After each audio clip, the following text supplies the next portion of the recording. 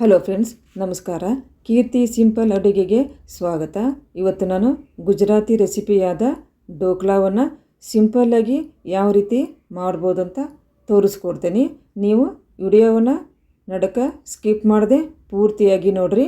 ಅಂದ್ರೆ ಕೂಡ ನಿಮಗೆ ಈ ರೀತಿ ಸಾಫ್ಟಾದ ಸ್ಪಾಂಜಿಯಾದ ಡೋಕ್ಲಾ ನೀವು ಕೂಡ ಮಾಡ್ಕೋಬೋದು. ತುಂಬ ರುಚಿಯಾಗಿರ್ತೈತಿ. ಇದು ಒಂದು ಸಲ ಮಾಡಿ ನೋಡಿರಿ. ಇದನ್ನು ಯಾವ ರೀತಿ ಮಾಡ್ಬೋದು ಅಂತ ನಿಮಗೆ ನಾನು ಸಿಂಪಲ್ಲಾಗಿ ತೋರಿಸ್ತೀನಿ. ಮೊದಲಿಗೆ ಒಂದು ಬಟ್ಲು ಕಡಲೆ ಹಿಟ್ಟು ತೊಗೋಬೇಕು, ಸಕ್ಕರೆ, ಉಪ್ಪು ತೊಗೋಬೇಕು, ಮತ್ತು ಒಂದು ಪಾಕಿಟ್ ಇನೋ ಬೇಕು. ಇನೋ ಇಲ್ಲ ಅಂತಂದ್ರೆ ನೀವು ಸೋಡಾ ಪುಡಿ, ಅಡುಗೆ ಸೋಡಾ ಕೂಡ ನೀವು ತೊಗೋಬೋದು. ಈಗ ಹಿಟ್ಟಿಗೆ 1 ಚಮಚ ಉಪ್ಪು,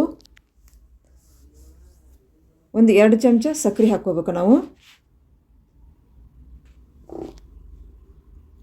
ಸಕ್ಕರೆ ಹಾಕ್ಕೊಂಡು ನಿಧಾನಕ್ಕೆ ಹಿಟ್ಟಿಗೆ ನೀರು ಹಾಕ್ಕೊಂಡು ನಿಧಾನಕ್ಕೆ ಕಲಿಸ್ಕೋಬೇಕು. ಒಮ್ಮೆಗೆ ನೀರನ್ನು ಹಾಕೋಬಾರ್ದು.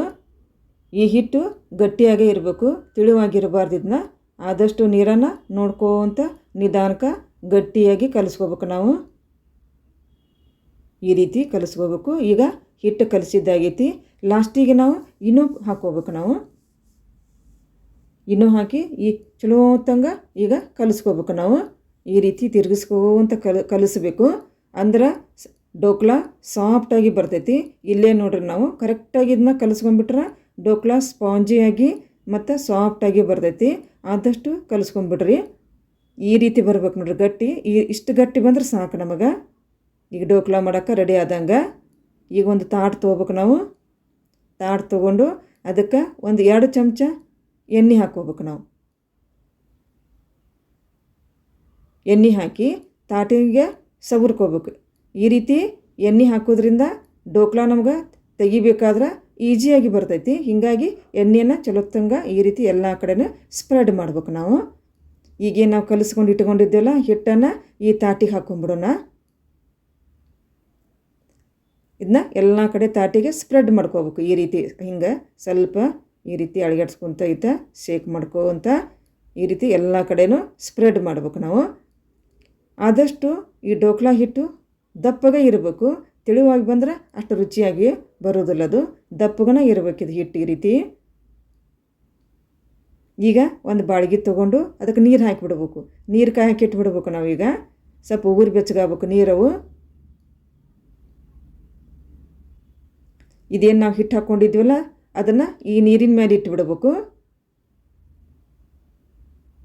ಇಟ್ಟು ಅದ್ರ ಮ್ಯಾಗ ಮತ್ತೊಂದು ತಾಟು ಮುಚ್ಚಿಬಿಡ್ಬೇಕು. ನಾವು ಮುಚ್ಚಿ ಒಂದು 20 ನಿಮಿಷ ಬಿಟ್ಟು ಬಿಡ್ಬೇಕು. ಅದನ್ನ ಬೇಯಾಕೆ ನೀರಿನ ಮೇಲೆ ಬೇಯಾಕೆ ಒಂದು 20 ನಿಮಿಷ ಬಿಟ್ಟು ಬಿಡ್ಬೇಕು. ಈಗ 20 ನಿಮಿಷ ಆಗೈತಿ. ಈಗ ತೆಗೆದು ನೋಡೋಣ ನಾವು. ಇದು ಆಲ್ಮೋಸ್ಟ್ ರೆಡಿ ಆಗೈತಿ. ಈಗ ಒಂದು ಚಾಕು ಈ ರೀತಿ ಹಾಕಿ ನೋಡಬೇಕು. ಹಿಟ್ಟು ಹತ್ತಲಿಲ್ಲವ.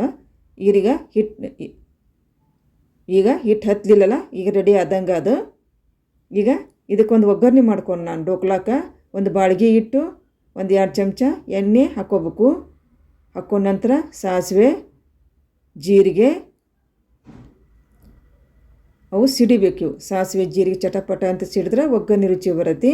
ಈಗ ಉದ್ದಕ್ಕೆ ಹೆಚ್ಕೊಂಡಂತಹ ಹಸಿಮೆಣಸಿನ್ಕಾಯಿನ ಈ ಎಣ್ಣೆ ಹಾಕಿ ಚಲೋ ತಂಗ ಈಗ ಎಣ್ಣೆ ಹುರ್ಕೋಬೇಕು. ಅಂದ್ರೆ ರುಚಿ ಬರ್ತೈತಿ. ಈಗ ಸ್ವಲ್ಪ ಕೊತ್ತಂಬರಿ ಹಾಕ್ಕೋಬೇಕು. ಈಗ ಒಗ್ಗರಣೆ ಕೂಡ ರೆಡಿ ಆಯ್ತು. ಈಗ ಈ ಹಿಟ್ಟಿನ ಮ್ಯಾಗ ಒಗ್ಗರಣೆ ಹಾಕಿಬಿಡೋಣ. ನಾವು ಎಲ್ಲ ಕಡೆ ಇದು ಒಗ್ಗರಣೆನ ಸ್ಪ್ರೆಡ್ ಮಾಡ್ಬೇಕು. ನಾವು ಅದು ಹೀರ್ಕೋಬೇಕು ಎಲ್ಲನೂ ಒಗ್ಗರಣೆನ. ಲಾಸ್ಟಿಗೆ ಕೊತ್ತಂಬರಿ ಸೊಪ್ಪು ಹಾಕ್ಬಿಡೋಣ. ಹಾಕಿ ನಮ್ಗೆ ಯಾವ ಸೇಪ್ ಒಳಗೆ ಬೇಕಲ್ಲ ಆ ಸೇಪ್ ಒಳಗೆ ನಾವು ಈ ರೀತಿ ಕಟ್ ಮಾಡ್ಕೋಬೇಕು ಡೋಕ್ಲಾವನ್ನು. ಈಗ ಕಟ್ ಮಾಡಿದ್ದು ಕೂಡ ಆಯಿತು. ಇದನ್ನೊಂದು ಪ್ಲೇಟಿಗೆ ಹಾಕ್ಕೊಂಬಿಡೋಣ. ಈ ರೀತಿ ಬಂದೈತಿ ನೋಡಿರಿ ಡೋಕ್ಲಾ. ತುಂಬ ಸಾಫ್ಟಾಗಿ ಸ್ಪಾಂಜಿಯಾಗಿ ಬಂದೈತಿ. ನಿಮಗೂ ಈ ಒಂದು ರೆಸಿಪಿ ಲೈಕ್ ಆಗಿದ್ರೆ ಲೈಕ್ ಮಾಡಿರಿ, ಶೇರ್ ಮಾಡ್ಕೋರಿ, ಸಬ್ಸ್ಕ್ರೈಬ್ ಮಾಡಿರಿ. ನೋಡಿದಂಥ ನನ್ನ ಎಲ್ಲ ವೀಕ್ಷಕರಿಗೂ ಧನ್ಯವಾದ. ಮತ್ತೊಂದು ಅಡುಗೆಯೊಂದಿಗೆ ಬರುತ್ತೇನೆ.